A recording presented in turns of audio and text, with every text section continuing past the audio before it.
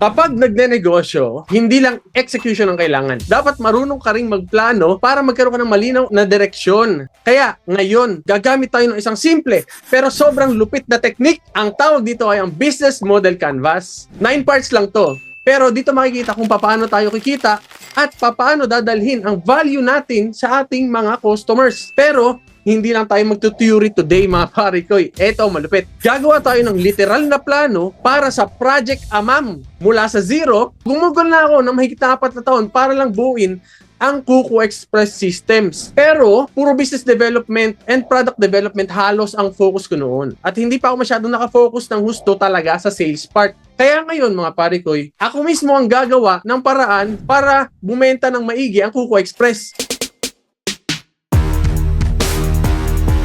Ang goal ko dito is para ipakita kung kaya natin kumita talaga ng at least 1 milyong buwan-buwan. Yang Project Amam na yan ay nanggaling yan sa Project 1M ni Chichester. Kung hindi nyo siya kilala, i-search nyo na. Pero, ang gagawin ko, syempre may twist tayo dyan. Mas malaki ang gagawin natin. Kaya itong Project 1M, in-upgrade natin siya into Project Amam. At ang ibig sabihin ng Amam ay 1 million a month. Plus, pahihirapin pa natin to. Hindi siya yung income na buong kikitain sa Kuko Express. Ito ay yung income lang na kikitain sa Kuko Express Operatorship Program. Pero tandaan nyo parati pare ko ha. Tandaan nyo na ang pera ay byproduct lamang ng mga produkto o serbisyong na ibigay mo sa clients mo. So, beyond the monetary goals, ano ba kasi yung deeper goals? Kasi gusto kong matulungan ang mga MSMEs sa local industry natin dito sa Pilipinas para makaiwas sila sa mga malalaking cuts ng mga giant platforms. Matulungan ang mga Pinoy na magkaroon ng new source of income at patunayan na pag tama ang system, kaya mong umabot sa malaking monthly income. Kaya kung gusto mong malaman kung kakayanin ko tong mukhang imposibleng target o gusto mo rin sumubok, make sure na mag-subscribe ka dito sa ating page kasi long-term project ito. Kaya pare ko at mare ko, kung handa ka na, comment mo naman dyan sa baba. #AmamGoal para sabay-sabay nating malaman kung kaya ba nating magawa itong napakalaking challenge na ito. So bago natin syempre tahakin yung mismong business plan, kailangan muna natin maisip kung ano ba yung business. Ano ba itong Kuko Express? At bakit sobrang ambisyoso naman ng 1 milyon bawat buwan, di ba? Ganun tayo eh. Well, unang-una, for 4 years kong tinrabaho tong system. Yung delivery and merchant solutions para talaga siya sa mga MSMEs. Para maging cost-effective at merchant-friendly. Pero hindi ko pa siya nabibigyan ng full focus pagdating sa sales at scaling. Kaya naisip ko, bakit hindi ako na mismo yung sumabak bilang operator? Titingnan natin kung talagang mag-work ba yan. Sobrang personal nito sa akin mga pare ko eh. Kasi parang culmination na ito ng lahat ng pinagpaguran ko this past years. Everything na ginawa ko nung una, mula umpisa pa lang, ang dami ko nang naririnig na hindi daw mag-work. It can't be done daw. Bago ko pa simulan yun, yung pagde-develop mismo ng system, pagde-develop mismo ng business model namin. Minsan sumasagi rin sa isip ko yan, baka nga ba hindi mag-work, baka sobrang hirap. Kaya kung mag-work ito, most probably, sa inyo din. Pwede nyo rin i-replicate yung mga i-discuss ko today sa mga sarili nyong negosyo. So, explain ko muna, ano nga ba yung pagiging Kuko Express operator para malinaw sa lahat? Ang Kuko Express ay may 3 level sa pagiging operator. Depende sa budget, depende sa goals, kung gaano kalalim yung gusto mong isabak sa pagnenegosyo. Sa level 1, nandyan yung solo rider. Sa level na to, sarili mo lang iniisip mo. You are just making sure na yung delivery mo ay nagawa mo ng maayos para sa customer. Kumbaga, freelancer. Ikaw lang at yung clients mo ang sinusolve mong problema. So, ang perks ito, pwede kang mag-process ng mga deliveries gamit ang Kuko Express systems, tapos kumita ka mula sa delivery fees na sinet ng operator mo. Ideal ito kung gusto mo munang sumubok. Negosyo pa rin yan, pwedeng mag-fulfill ka lang ng deliveries. However, kailangan may operator yan. In this case, ako magiging operator ng mga location na walang operator. Level 2. Isang fleet operator. Itong level na to, pwede ka nang kumuha ng mga kasama mo sa negosyo. Pwede ka nang kumuha ng mga sarili mong riders. Meron kasi kasamang 1 free rider account na tong Kuko Express operator. 100% ng kita ng delivery fee mapupunta sa iyo bilang operator. Kontrolado mo kung magkano ang ibabayad mo sa rider. May rider features din yon, yung mga operators na pwede kang tulungan at nabigyan ng automatic sound system, matatrack mo kung nasan yung riders mo. Ito pa isa pang pinakamalupit dyan is pwede kang mag-apply as an affiliate at kumita ng 20% for life sa merchants monthly subscription. That's the passive side income ng mga operators. A final level, ang pinakamataas na level is exclusive operator. Sa option naman to, ino-open ito sa mga taong qualified. Dapat marunong talaga magnegosyo. Kasi dito, pwede mo nang hawakan talaga buong bayan or buong city. Pero kailangan may budget ka talaga dito. Hindi pwedeng walang budget. Hindi siya pwede sa lahat. kung sino lang yung qualified. Kasi masisira lang pangalan ng Kuko Express pag binigay yan kung kani-kanino. Eto na yung mas malaki pang perks na pwedeng ibigay sa mga exclusive partner operator ng Kuko Express. Magkakaroon sila ng control over the local pabili services sa buong lugar. Ibig sabihin, mas malawak na yung potential tulad ng groceries, drugstores at iba-iba pa. Sa ganitong level, may income share na sa pabili service fees. Pwede kang mag-add ng unlimited number of pabili stores within your area, kahit ilang store, kahit anong store. First priority ka din on local deliveries at ikaw lang ang tanging operator sa iyong syudad. Ikaw pa ang mag-handle ng official Facebook page ng Kuko Express sa area mo.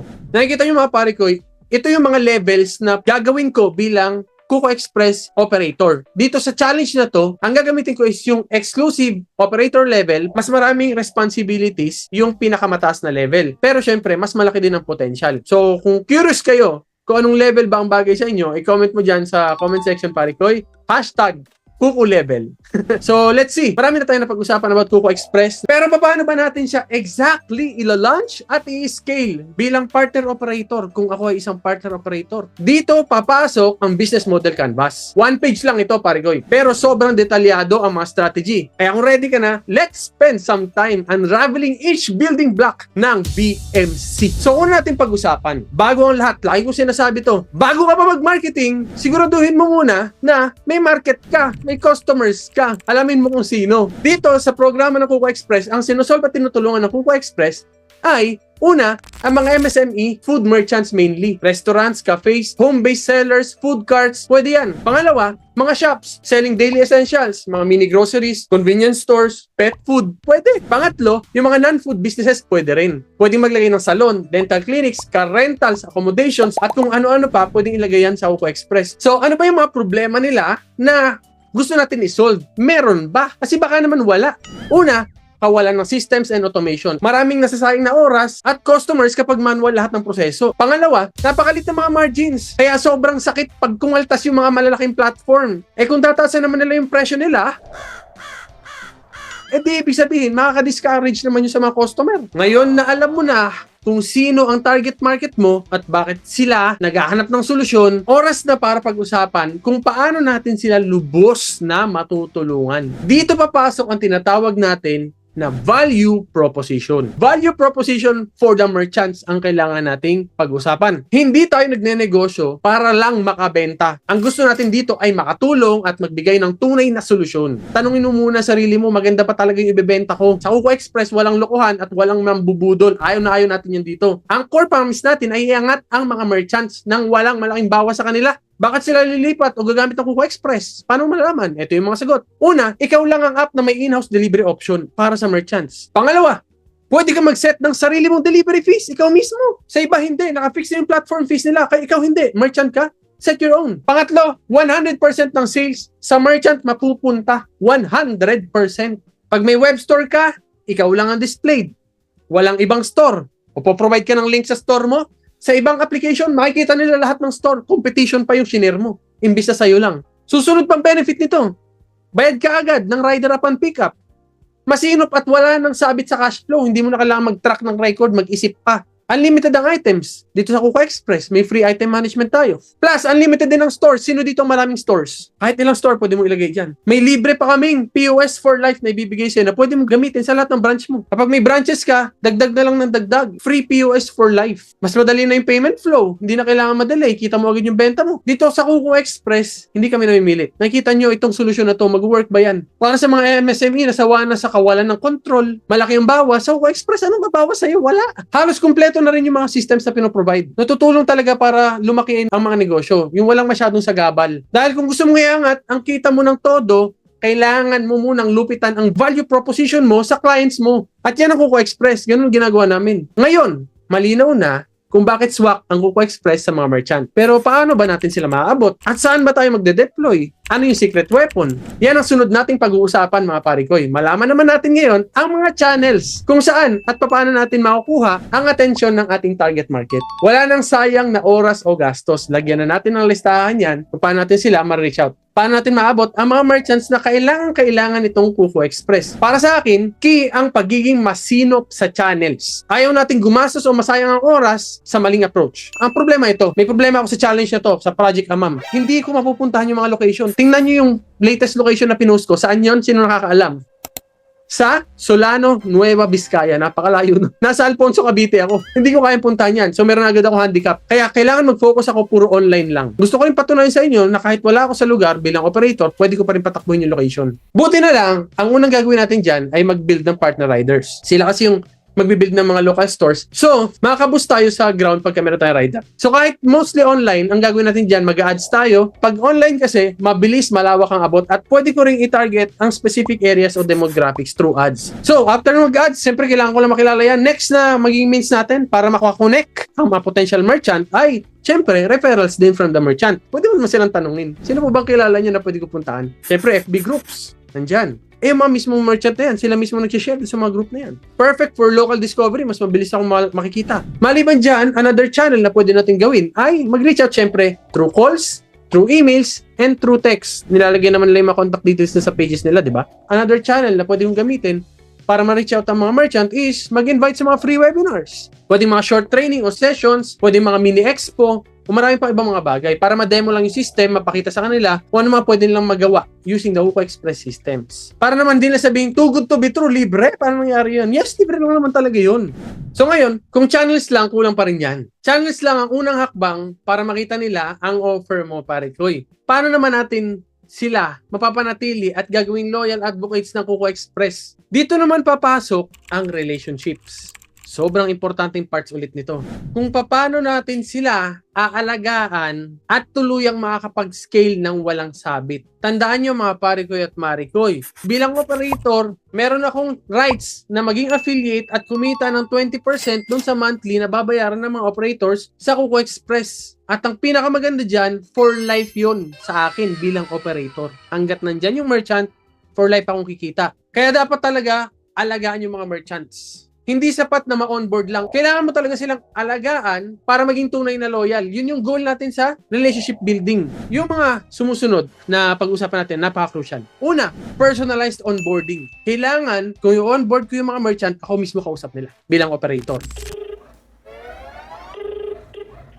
Hello, good afternoon po. Hello po, good afternoon po. Pakita ko sa kanila mismo kung paano gagamitin yung system para sigurado ko na hindi sila maliligaw. Another thing na gagawin ko is regular check-ins. Kukumustahin ko sila. Baka may gusto pa silang bagay na gawin o hindi naintindihan. Just to check on them. Para syempre, maramdaman din nila na nandyan ka para sa kanila. Bibigyan din natin sila ng educational resources. Yun ang isang sa bagay na napakahirap gawin. Kailangan ko maggawa talaga ng mga training tutorials na maayos na may bibigay ko sa kanila. Gusto ko rin magbigay ng mga mini webinars and tips para talagang makinabang sila ng gusto. Feedback loop is another thing na kailangan, importante nandyan para ma-build ang relationship. Hingan natin sila ng mga bagay na gusto nilang sabihin sa atin. Kung ano ang kulang, anong kailangan, anong gusto nilang idagdag, yan, pakikinggan talaga yan. Sa totoo lang pare koy, hindi pwedeng sign up and goodbye. Hindi tayo ganun. Kapag masaya at panatag ang merchants, mas matibay ang relationship. At mas bukas silang bumili ng iba pang mga bagay na binibenta ng Huko Express kasi napapakinabangan nila eh. So, mas dumadami ang merchant ko bilang operator kasi project amam to, 1 million a month is not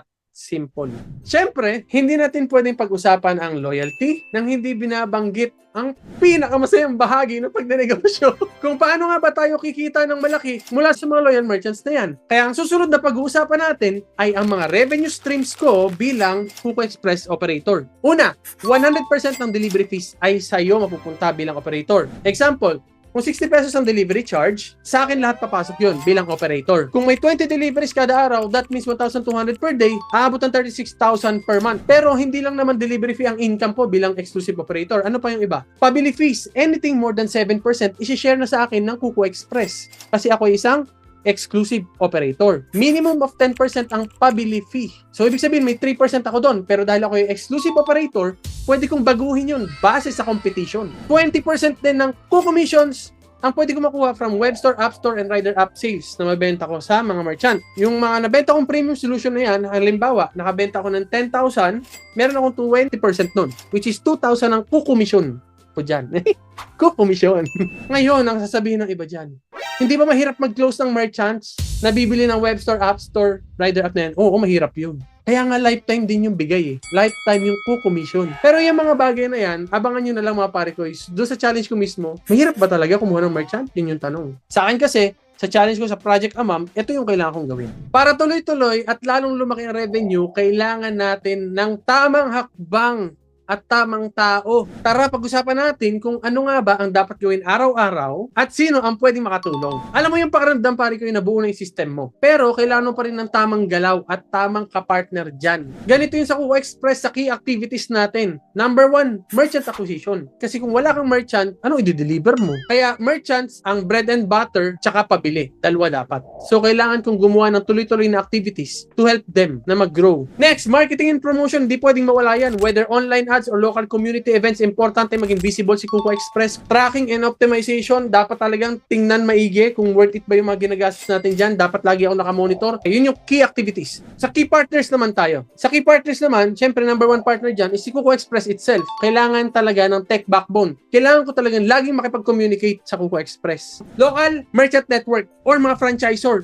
Those are some of the most important partnership na dapat meron ako. Sila yung maraming mga stores. Isang partnership lang, pwedeng maraming branches na agad yung ipasok nila. Next na importanteng tao dito, partner riders. Sa partner riders, kailangan ko din gumawa ng magandang deal with them. Kailangan ko rin silang alagaan at kailangan ko rin silang tingnan ng mabuti. I-check kung tama ba yung nagagawa. Bantayan. Siyempre, kailangan ko rin ng tuloy-tuloy na connection with community leaders. Influencers yan para makatulong sa local area. Kapag sila mismo yung nagsabi na legit ka, mas malayo mararating natin kasi local yun eh. Kung may ganito tayong key activities at key partnership, dapat din natin i-calculate kung magkano ang gagastusin mo para hindi maubos ang kita. Susunod, pag-uusapan natin ng cost structure. Then, i-wrap up natin ang buong BMC para kumpleto ang blueprint ng Kuko Express Success. Para ma-sure natin na ma-reach natin ang Project Amam. Let's talk about cost, pare ko. Kahit gaano kaganda yung plano natin, baka naman wala din naman tayong kikitain kasi puro gastos lang pala. No? First, marketing and lead generation. FB ads, flyers, event fees, yan mga magastos yan na part. Diyan na pupunta yung big chunk ng gastos ko para makilala tayo ng mga merchants sa lugar. Next, kailangan ng time and effort din. Hidden expense din yun, may gastos din yun. Kasi sino mag-e-effort? Diba? Nauubos ang oras mo doon. Be mindful, pare ko. Operational tools, kailangan ko ng internet, kailangan ko ng mobile phone, o di kaya kailangan ko din siguro ng CRM for monitoring. Counting gastos pero crucial para sa smooth operations, very important. Siyempre, may binabayaran din ako sa Kuko Express, system fees. May monthly subscription sa Kuko Express bilang operator. So, anong balak ko? Anong gagawin ko sa pera? Anong gagawin ko sa structure, sa costing ko? Siyempre, maximize natin yung minimal cost lang. However, yung pera at yung kikitain, ang balak ko dito, 100% ng lahat ng kita, i-reinvest ko sa lugar. Hindi ko kukunin yan. Ang goal ko kasi makakuha ng 1,500 merchants. Kapag naka 1,500 merchants na ako, ibig sabihin, dyan na naglalaro yung about 1 million a month na yung kukomission doon. Yun ang goal. Kung isipin nyo, pare ko, mukhang malawak. Pero pag naka-layout ng maayos, sa isang one-page blueprint, mas kaya mong i-manage yung buong proseso. Dito natin nakikita na feasible pala talagang i-build yung up to 1 million a month. If done right, kailangan lang natin gawin ng maayos. Kasi hindi yan madali. 1 million a month yan eh. Yung iba nga, hindi kayang isipin na posible yun eh. Tapos tayo sasabihin natin, may plano tayong gawin yan. Yung iba nga, sasabihin, nagyayabang lang yan si Chico eh. E di, hintayin nyo yung result. Tingnan natin. Malay nyo, hindi ko nga ma-achieve. Kahit nagsisimula pare ko yung challenge ko, meron ng mga ilang merchants na pumasok din dyan. Madalas na sinasabi nila, buti nila lang walang cut sa product sales. So far, ilang deliveries per day pa lang yung mga kasama natin dito, pero eventually, dadami rin yan. Kung consistent ka pare ko, consistent ako mag-onboard, pwedeng lumobo yun week by week. Oh, may mga reklamo din, may mga problema minsan. Siyempre, ganun talaga, adjustment period. Madaming challenges, yun nga yung purpose, kaya nga sa tinawag na challenge eh. So, ang next step ko talaga is palawakin pa yung marketing. Mag-try ng mga targeted ads. At explore ng gusto yung mga pabili feature natin yan, gawin ng maayos. Dito ko malalaman kung kaya nga bang umabot sa 1M monthly. Kaya abangan nyo yan, pare ko. Ma-reach man natin yan o hindi, makikita nyo yan dito sa aking YouTube channel. Kaya ito ang mga key takeaways at main lesson na gusto kong iwan sa inyo mga parikoy. Gumamit ka ng klaro at simpleng business framework gaya ng BMC para makita mo kung ano yung plano ng negosyo mo. Alamin mo kung ano yung operatorship level na babagay sa'yo kung papasok ka sa Kuko Express, rider ka ba, fleet operator ka ba, o exclusive fleet operator.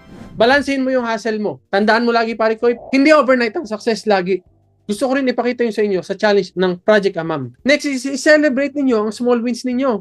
Keep yourself motivated. Kung nasa point ka na gusto mo subukan yung Kuko Express, maisingit ko lang. Fleet man yan o exclusive, message mo lang ako. Pwede kitang bigyan ng orientation steps. Mag-comment ka lang sa baba ng Kuko Operator ako, message kita. Or i-message mo lang ako directly. Marami pa tayong slot sa iba't ibang lugar sa Pilipinas. Ang kailangan ko lang yung mga reliable partners talaga. Pero naman akong previous video ng mga 12 things na nagpapahina sa'yo bilang negosyante. Pero ibig sabihin lang din nun, yun din yung kasing 12 things na ayaw ko sa kasama ko. Ibig sabihin lang din nun, bata ka pa sa pagnenegosyo. Hindi mo pa alam kung anong value ng mga lumalabas sa bibig mo. Pero kung exclusivity ang harap mo, kung buong city, pwede rin yan. Message mo ko. Limited lang yan. So, huwag kalimutan mag-subscribe at i-follow ang daily updates ko sa Facebook page para dito sa challenge na to. Ako mismo ang gumagawa ng challenge na to. Para makita mo real time kung kumusta na yung deliveries, anong nangyayari sa marketing, ano ba yung pumalpak, ano yung nag-work, sundan nyo lang sa mga channels natin. Na-realize ko, 4 na taon kong tinrabaho yung Kuko Express. Ngayon ko lang ibubuhos ng todo yung sales at scaling. Siyempre, may counting ka ba din yan?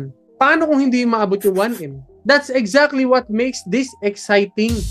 Hindi ko alam kung aabutin ba ako ng 1 o 2 taon. O baka 10 taon, hindi natin alam. Ang laking pera noon, hello. Pero mas malaki ang risk kung hindi ko naman susubukan. Kaya sana kayo rin mga pare ko, i-apply nyo yung BMC na yan. Huwag kang magpapahad lang sa takot. Alam ko kaya natin to. Basta may solid system, may community na nagtutulungan, at may sipag at determinasyon. Your dreams matter, pare ko. At baka isang tamang pivot o approach lang ang kailangan mo. Pag lumaki agad yung opportunity mo, grab it na. Diba? Salamat sa pagsama sa akin hanggang dulo, pare ko. Ako nga pala si Chicoy Gonzalez, Kuko Express Operator, aiming for Project Amang. Mga pare ko, hanggang sa susunod, keep hustling, keep dreaming, kita-kits sa top. Ayos ba yan, mga pare ko?